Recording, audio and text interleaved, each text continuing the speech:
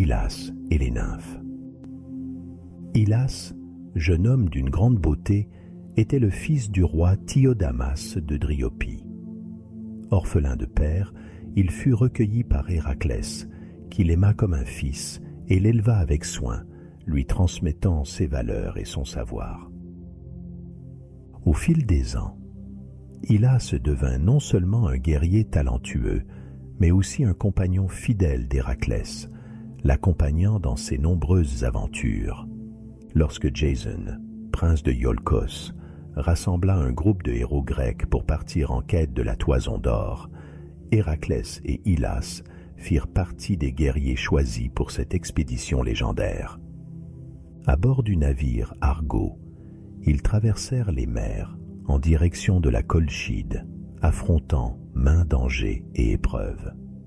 L'équipage d'élite, composé de héros comme Orphée, Castor, Pollux et Atalante, vivait une camaraderie intense, unissant leurs forces et leurs talents. Au cours de cette aventure, l'Argo fit escale en Mysie, une région sauvage couverte de forêts épaisses et de sources cristallines.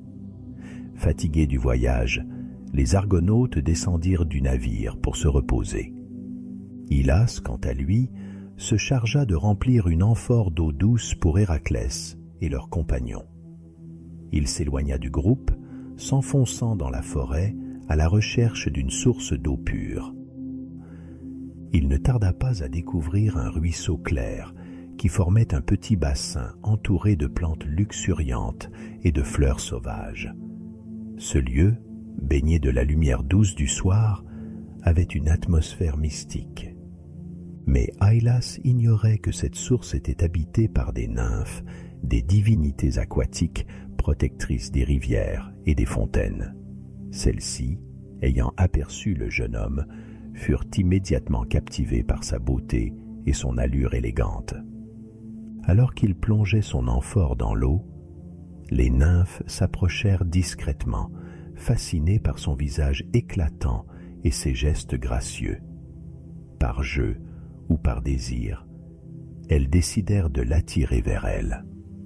L'une d'elles, la nymphe Dryopée, tendit doucement les bras vers Hylas et lui murmura des mots doux comme un appel lointain. Lorsqu'il tourna la tête vers elle, il fut aussitôt subjugué par la grâce de ces créatures surnaturelles qui semblaient l'inviter à se joindre à elle dans les profondeurs de la source. Sans se méfier, Hylas s'approcha davantage de l'eau, attiré par leur beauté envoûtante. Mais alors qu'il se penchait, les nymphes tendirent leurs bras délicats et l'entourèrent doucement, l'entraînant dans l'eau sans qu'il puisse résister. En un instant, Hylas disparut sous la surface, emporté dans les profondeurs par les nymphes qui l'aimaient et voulaient le garder près d'elles pour l'éternité.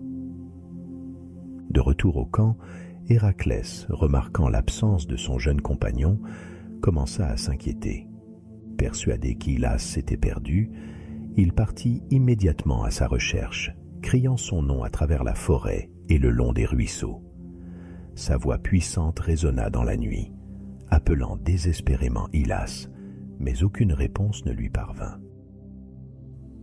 Héraclès parcourut la forêt toute la nuit, fouillant chaque recoin de la région sans jamais trouver le moindre signe de son jeune ami.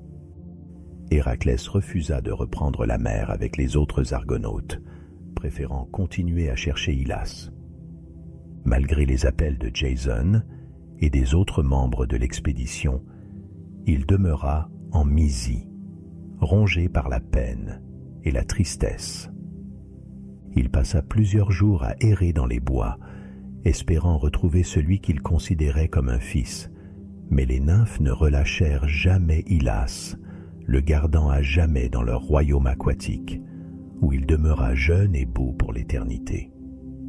Le mythe d'Hylas et des nymphes est resté dans les mémoires comme une histoire d'amour et de perte, rappelant la fragilité de la beauté humaine face aux forces de la nature. Pour Héraclès, c'était une leçon douloureuse sur les dangers cachés qui peuvent emporter ceux que l'on aime dans les recoins mystérieux du monde, là où même les plus puissants des héros sont impuissants à les récupérer.